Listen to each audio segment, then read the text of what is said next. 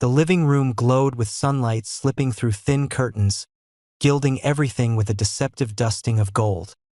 Yet the air inside felt viscous, as if an invisible film wrapped around private calculations and pushed each person into an orbit of their own.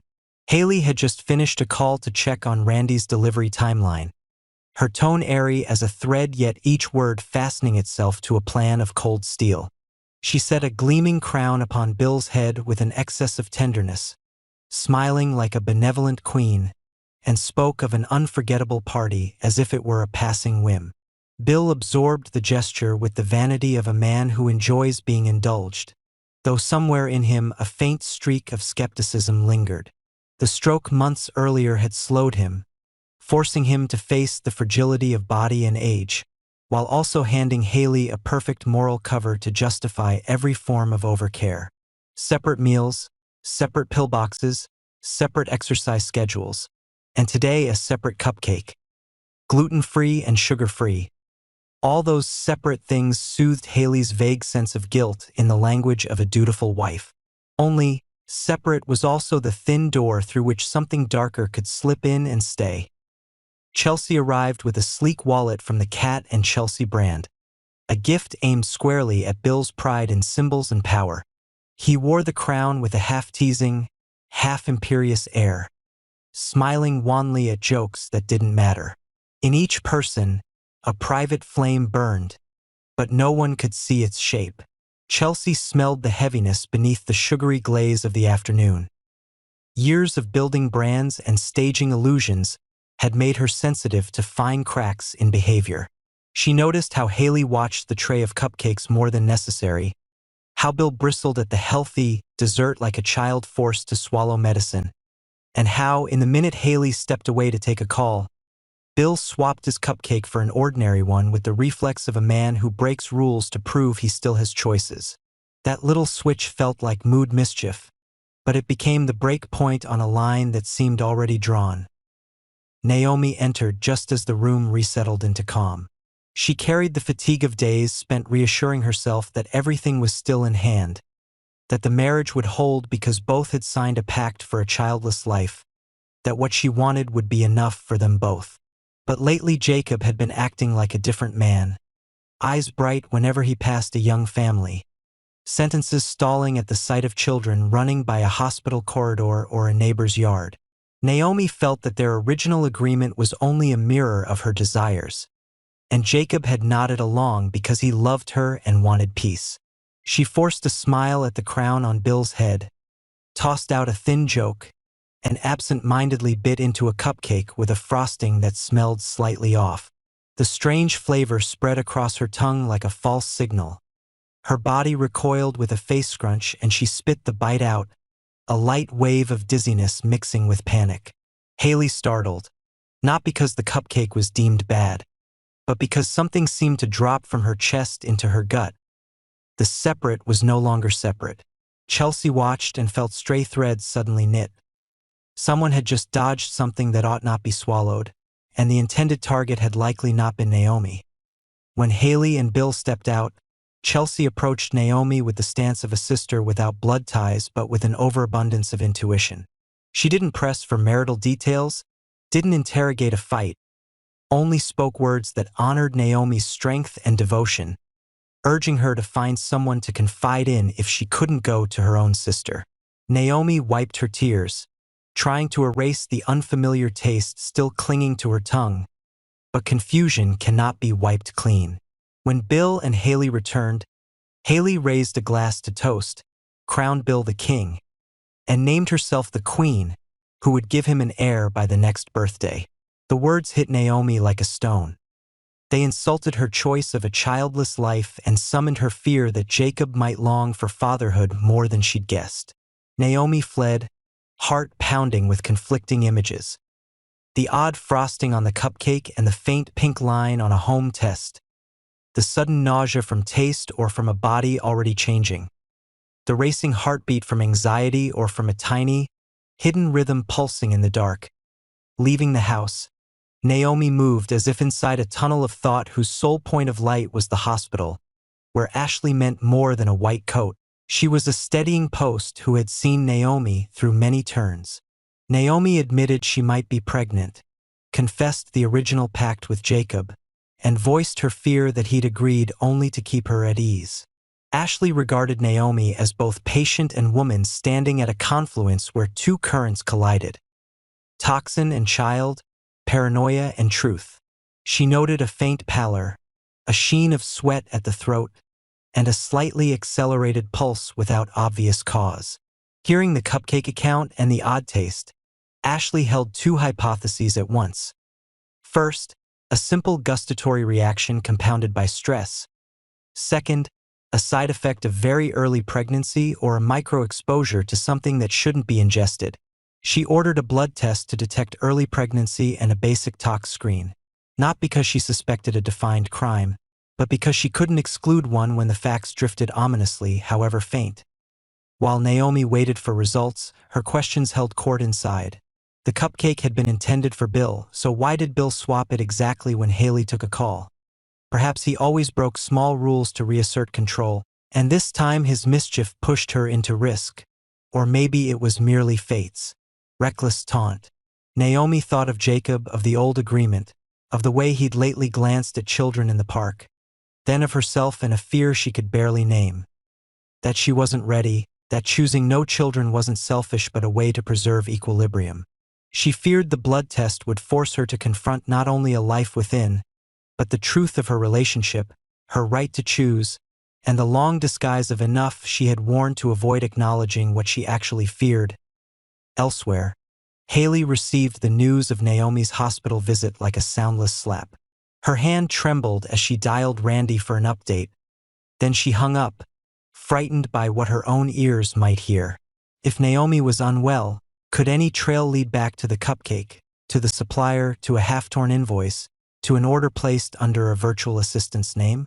Hayley recalled how Bill had switched cupcakes with childish bravado, and an impermissible truth flared inside.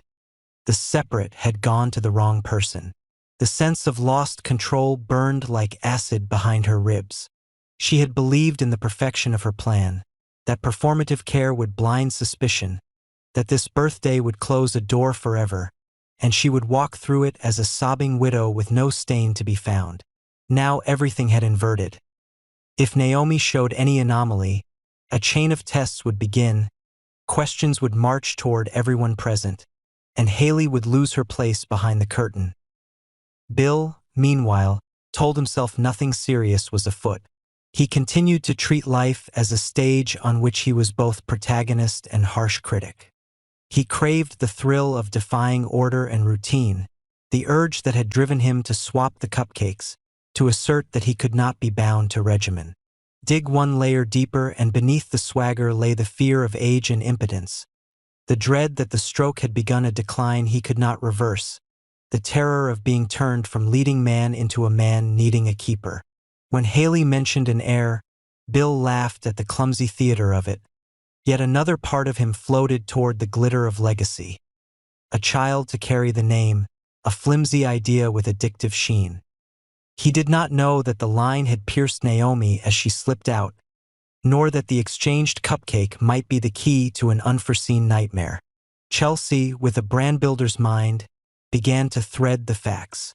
Hayley's fixation on the separate cupcake, Naomi's reaction to that very cupcake, Bill's swap in a sliver of time, the probability that the intended target was Bill. She had no proof, and her world had taught her that voicing suspicion at the wrong moment becomes a double-edged blade. Yet silence could abet a worse outcome. Chelsea thought of Jacob. Should she alert him that Naomi had left looking shaken, that something about the party was misaligned? She also considered Naomi herself, the possibility that her body was in a sensitive early state, that symptoms might be pregnancy-related rather than toxic. All scenarios coexisted, and the duty of the clear-eyed was to prioritize the worst case when a life might be saved, even at the cost of being disliked, blamed, or accused of exaggeration. At the hospital, Ashley stood before two blank panels that would soon fill with numbers. One for beta-HCG, one for basic toxicology. She had to choose whom to call first if anything was off. Tell Naomi immediately or inform Jacob if thresholds flashed red. Loop in Madison, a colleague who also knew Chelsea, to anchor a response. Keep Naomi under observation even if preliminaries seemed stable. Professional conscience tugged her toward cautious rigor. Do not let a patient leave while a plausible hazard remains. Do not incite panic without data. She looked at Naomi and saw eyes reddened by fear not just for herself but for a future already tilting. Ashley understood that any result would become a beginning. If pregnant, Naomi would have to tell Jacob and revisit a pact. If toxic traces appeared, an investigation would unspool and every guest at the party would pass through a harsh sieve in a quiet corner. Hayley pressed a phone to her ear and couldn't let the call connect. She plotted moves like a chess player who had touched the wrong piece. The line, "This will be the only birthday you spend as my husband," looped in her skull like a damaged tape, startling her with the possibility of self-incrimination. Was it deliberate provocation pitched to Bill to bind him in a brief delusion before the storm, or a careless flourish by someone convinced she controlled the board and wanted to savor forecasting an ending? Either way, the sentence had become a timestamp. If anyone remembered, if anyone strung events together, if anyone was sober enough to see the hidden hook beneath the sugar. Deeper still, Hayley had to admit her motives were far from pure. She wanted to cut free from a marriage she felt was a gilded cage, to escape Bill's ambient control, and to punish him for the rank he assigned her among women past and present. If Bill were to die on his birthday, the world would pity her as the unlucky wife. If he died of health causes, the chorus praising her as dutiful would shield the truth. Now the shield hung skewed, and each minute was a step on black ice. Bill leaned back and remembered Hayley's smile when she called herself the queen who would produce an heir. In a vague masculine reverie, he acknowledged that, long ago, he'd coveted that idea. A child, a line, a sanctioned boast. Beside that glitter, another shadow swelled. Did Hayley truly want a baby, or was she staging a story? Was the separate cupcake a health choice or something else? Did she love him or love the role of a tragic lead at a funeral? If he distrusted, why stay in her velvet arms? If he trusted, why swap the cupcake just to prove he was free? Bill recognized himself as a liar to himself, and that angered him more than any external truth. Chelsea launched a private campaign, between prudent restraint and ethical duty. She considered sending Jacob a neutral message, "Naomi's at the hospital," so he could appear without making Naomi feel surveilled. Calling Madison to ask about the shift, to casually check whether a patient named Naomi was in urgent screenings. Confronting Hayley with a direct question about the meaning of the special cupcake. She knew, however, that in this lever-ridden world, every move left a mark and invited interpretation. Still, in certain moments, hesitation equals abandonment. Chelsea decided to log everything she had seen. Times, positions, small details, systematically, as if preparing a memorandum, not to accuse but to anchor a rescue if it became necessary. In the waiting room, Naomi placed a hand on her abdomen, a new habit forming in an instant. She did not know what lay beneath. A surfacing hormone reflex or a nick from a microdose of something chemical. The beginnings of a life or a storm passing through the body. She did know the next choice would no longer be simply child or no child, but whether to face or to flee, whether to tell Jacob the truth or to preserve surface peace with strategic silence. She thought of their old vow, of how they'd idealized childlessness as a declaration of freedom, and now freedom took on another form. Freedom from the fear of motherhood, or freedom from an outdated pact. Naomi saw a harsh truth. Whatever the result, something would be lost. Calm, certainty, or unfractured trust. As numbers began resolving into letters on the screen. Ashley inhaled as if she herself were about to confess. If beta-HCG turned positive, she would speak gently but plainly, advise symptom monitoring and prenatal follow-up, and still keep the tox sample until cleared.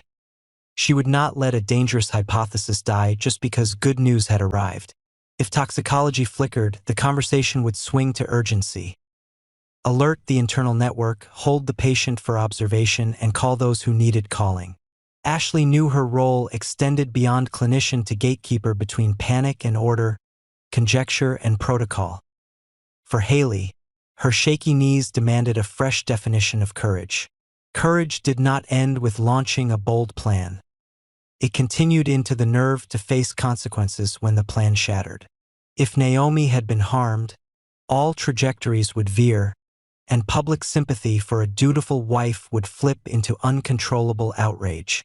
Hayley could confess a sliver, blame a supplier's negligence, and cast herself as a victim of flawed ingredients. But in this world, only a story with a fitting history survives. Her history, from those separate meals to the separate pillboxes, did not look good in the light. Bill would have to face that he had sprung the trap by swapping cupcakes, even if the trap wasn't built for Naomi. He would ask whether harmless rebellion had become the final piece that sent everything wrong, and where his responsibility lay. For the first time since the stroke, he would feel that impotence was not a matter of muscle or vessels but of moral consequence. He would discover that real power does not lie in switching a dessert but in seeing the slope of consequence before it plunges. Chelsea might be the only one clear-headed enough to pull the alarm. She could summon Jacob with a brief note that delivered him to the hospital without shaming Naomi. She could approach Madison to keep an extra eye on Naomi under the pretext of concern for a relative. She could keep her notes sealed until needed, but intervene at the minimal level that yielded maximum safety. In disasters, those who can shrink their ego often salvage the most. The line, "This will be the only birthday you spend as my husband," now hung like an invisible exhibit in the room. No one pointing at it, yet everyone feeling it. It might be an omen, a provocation, or mere foolishness. But in a world where metaphors become evidence, it was enough to sharpen everyone's senses. And the reassurance, "no poison pies," floated somewhere among earlier jokes now sounded like a black quip spliced into the score, tinting the whole afternoon. If it was only a joke, it was the worst kind.